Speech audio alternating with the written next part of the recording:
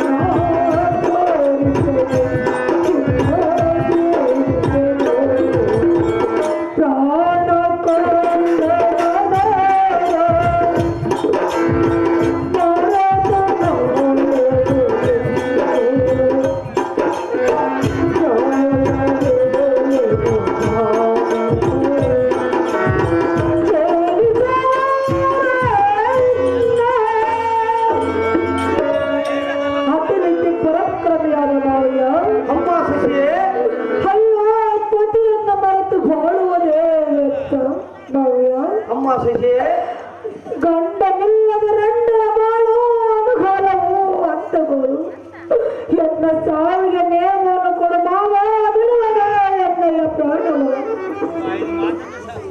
ಉತ್ತರನ ಸಹೋದರಿಯಾದ ಅಮ್ಮ ಉತ್ತರೆ ಈ ದುರಾತ್ಮವನ್ನು ಪಗಲು ಪ್ರಾಣಕ್ಕೆ ಮುಟ್ಟುವಾಗ ಆತ ಕೂಸಿ ನೇಮವನ್ನು ಇದ್ದ ಬಳಿಕ ನಾವು ಎಷ್ಟು ತತ್ತರಪಟ್ಟ ದುಃಖಪಟ್ಟನು. ಒಂದು ಮಾತನ್ನು ಆಡದೆ ಕುಳಿತರವನು ಈ ದೃಷ್ಟರನು. ಅಹೋ ಅಗ್ರಜ, ವಿರಾಟನ ಪುತ್ರಿ ಗೋಳಾಟವನ್ನು ಕೇಳಿದೆಯಾ? ಉದ್ಯಾನದ ಚಟಿಯಲ ಮುಖದಂತೆ, ನಾಯಕ ರಕ್ತವಿಲ್ಲದ ಪದಕದ ಆರದಂತೆ, ದೈವಾಸತೆ ಇಲ್ಲದ ಕಾವ್ಯ ರಚನೆಯಂತೆ. ಅಯ್ಯೋ, ಅಭಿಮಾನ್ಯವಿಲ್ಲದ ಮೇಲೆ ಈ ಆ ಸ್ಥಾನವನ್ನು ಕಾಣುವುದು ಕಲಾವಿಹೀನವಾದಂತೆ. ಅಗ್ರಜ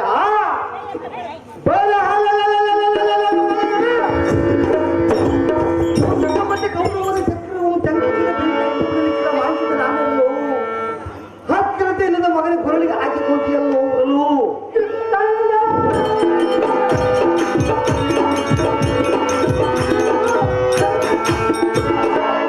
ಎಂತ ಅನ್ಯಾಯವ ಮಾತಿಯನ್ನು ಅಂತಗಳ ಪುತ್ರ ಧರ್ಮರೀತಿಯ ಛತ್ರ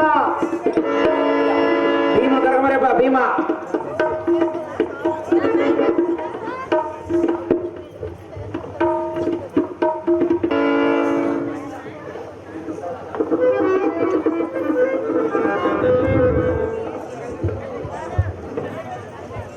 ಹತ್ತು ಹತ್ತಿರ ಅಣ್ಣ ಧರ್ಮನಂದನ, ನಾನೇನು ಅನ್ಯಾಯ ಮಾಡಿದೆ? ಎನ್ನ ಮನಸ್ಸಿನ ದುರ್ಲಕ್ಷ್ಯಗಳು ಹೇಳ್ತೀನಿ. ಎನ್ನದ ದೋಷ ರೋಗಗಳನ್ನು ತಲುಪಿಸಿ ಇನ್ನು ಮುಂದೆ ಹೊರಗೆ ಮಾತನಾಡಿದರೆ ಕೊಂದುಕೊಳ್ಳಬೇಕು. ಅಭಿಮಾನ್ಯವ ಹೀಗೆ ಮಾತ್ರ ಮಗನು, ಎಳೆಯ ಮಾತ್ರ ಮಗನಲ್ಲವೇ? ನೀವು ಓರ್ವನಿಗೆ ಮಾತ್ರ ಪುತ್ರ ಶೋಕವು, ಎಳೆಯ ಮಾತ್ರ ಪುತ್ರ ಶೋಕವಲ್ಲವೇ? ಹುಡುಗಿನ ಹಕ್ಕುಗಳನ್ನಾದ ಪಾತ್ರ ಯಾತಕ್ಕಾರಿಯೋ ಇಂಥ ಮಾತುಗಳನ್ನ ಅಹೋ ಅಣ್ಣ ಹಾಗಲ್ಲ. ಭಕ್ತರನ ಮೇಲೆ ಅಂತ ಕನ್ನಡವಿದ್ದದ್ದು ಸಹಜವಾದರೆ ಚಿಕ್ಕವನಾದ ಅಭಿಮಾನ್ಯವನ ಚಕ್ಕರವೆಂಬುದು ಪಾಟಿಗೆ ತಳೆದರೆ ನನಗೆ ತಕ್ಕಂತೆ ಹೇಳುವುದಕ್ಕೆ ನಿಂದ ನಾಲ್ಗೆ ಹೇಳಿದ್ರು ಮುಖ್ಯ ಬಿಟ್ಟು ಬಿಡುವುದಾಗಿದೆ. ಮಾಡ್ತೀವೋ ಮಗದನ್ನ ಅನ್ಯಾಯ.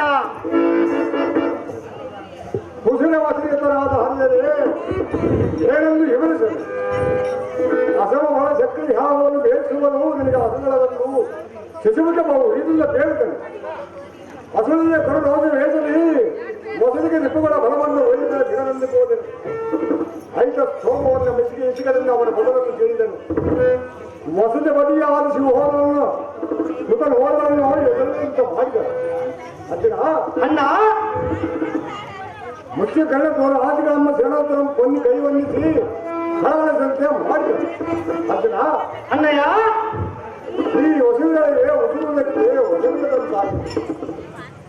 ಹೊಸವೆಲ್ಲದಂತಾಯಿತು. ಕೀರ್ತಿಯಂ ಪಡೆದು ಕಳೆದ ವಾದನ ಪಟ್ಟಣವನ್ನು ಸೇರಿದರು.